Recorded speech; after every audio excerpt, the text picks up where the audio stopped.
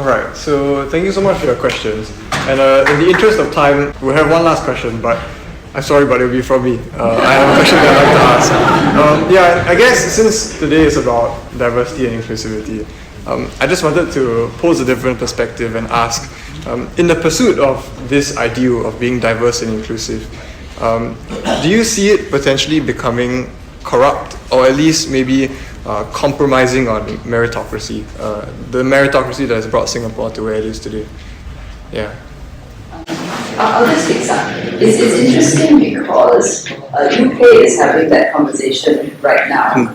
They've been doing recruitment for their armed forces, and apparently the recruitment is such that they're paying so much attention to that diversity bit that there's a question of whether they're actually recruiting enough people for the operational capability. And there's been a lot of criticism about that. Not to say that diverse races can't be operationally ready, but the first and foremost mission of an armed forces is that you must be able to have the skill sets to do the defense and all the rest of it. And you start looking purely at diversity. And in their context, diversity is not just about race. It will include gender, it will include gender identity, and a whole range of other things. Then you actually compromise your original missions. So I would say that what we should do is, we should just remember our approach has always been best person for the job, but at the same time we keep an eye out to make sure that there's a balance. And that is what the whole GRC system is about. If you think about it, why do we have the GRC system? It is in order to make sure that you will always have a broad racial representation and you don't inadvertently have an electoral system that becomes only about one race. But we didn't want to do it in a way where you have to designate a particular race just for one particular area, because people also need to have a choice. So the idea was to do it in a GRC so that you have 4 or 5, usually 4 now, one of which is a different race. And that gives access to the electorate.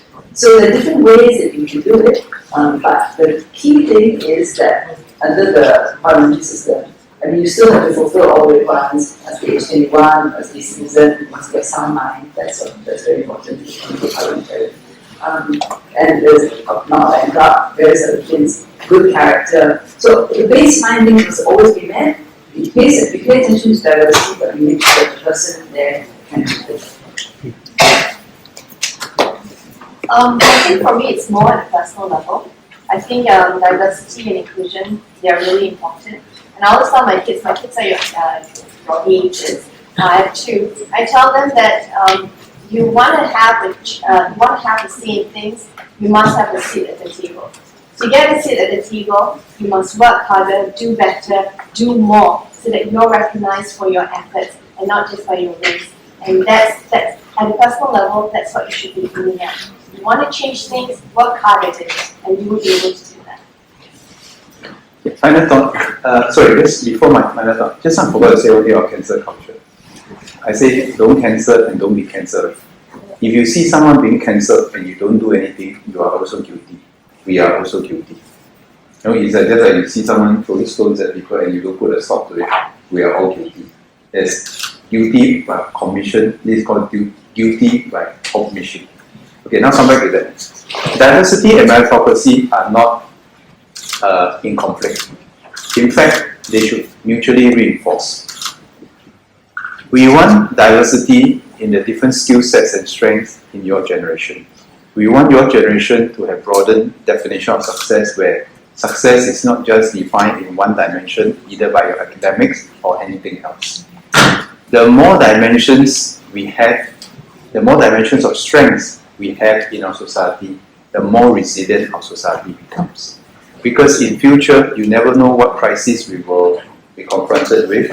Whenever we are confronted with, we need a diversity of strengths to try to come up with new solutions. But in each of those dimensions of strength, it is a meritocratic system.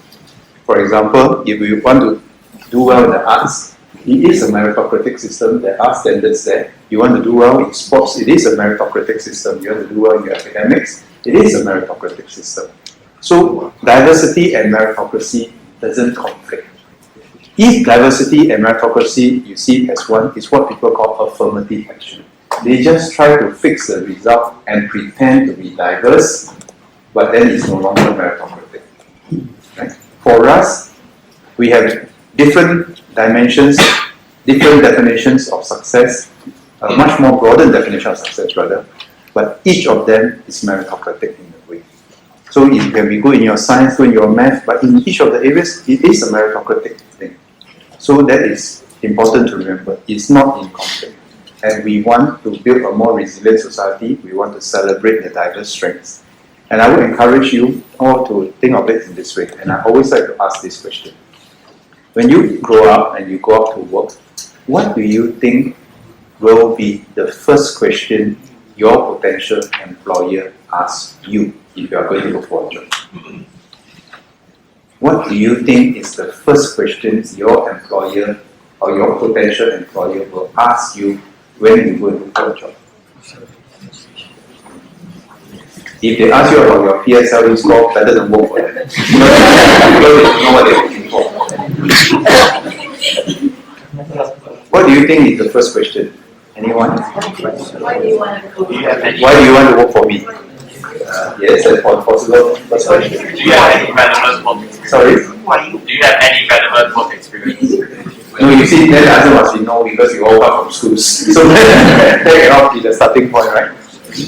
Tell me more about yourself. Tell me more about yourself. Okay, something along those lines. But what are strength and weaknesses? Actually, if I'm your potential employer, and one day I may be your potential employer, join the public service, I would like to know what is your unique selling proposition. Why should I employ you, and what unique skills you bring to the table? And I'll just end off today's sharing with a story that I've shared many times before to many audiences. How do US Special Forces, the Green Berets, how do they recruit people? A lot of people think that to join the US Special Forces, the sole criteria is the size of your biceps. That's the furthest from the truth. In the US Special Forces, they want a diversity of talent. Because the only way that they can outwit the enemy and go and catch and go after Osama bin Laden or anyone else is to be able to surprise the enemy. And to be able to surprise the enemy, they constantly have to find unique ways to come up with new ways of operations and not follow the old book. Because whatever is written in the doctrine is written by the experiences of the past operations. So they are constantly trying to create new things. And for anyone who wants to join the US Special Forces, they must have a unique skill set. But in that dimension of the unique skill set, they must compete and be meritocratic. I have 2 US Special Forces friends when I was training in the US. One when I was in Fort Benning, his specialization was astronomy. Then you might be wondering what that has to do with US Special Forces, right? Okay, you'll be surprised to know because when you have a different view of knowledge, you see things in different perspectives, you actually come up with different ideas. My second US Special Force friend is even more surprising. She's a 40-year-old lady.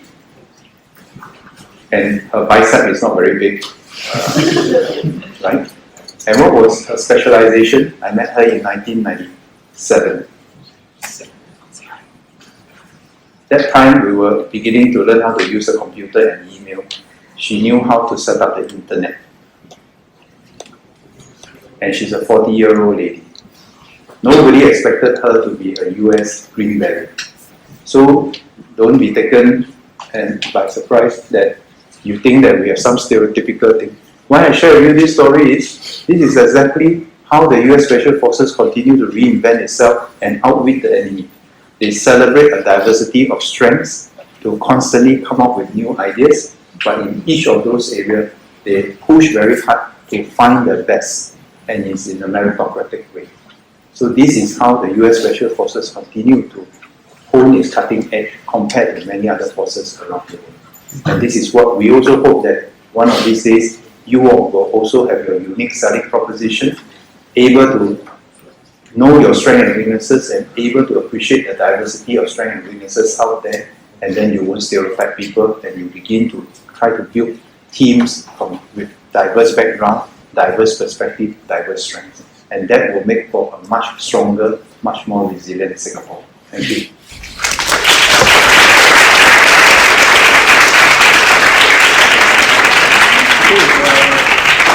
Thank you so much for your responses and for answering my question. And with that, we've come to the end of the Q&A session. I'll hand the time back to the MCs.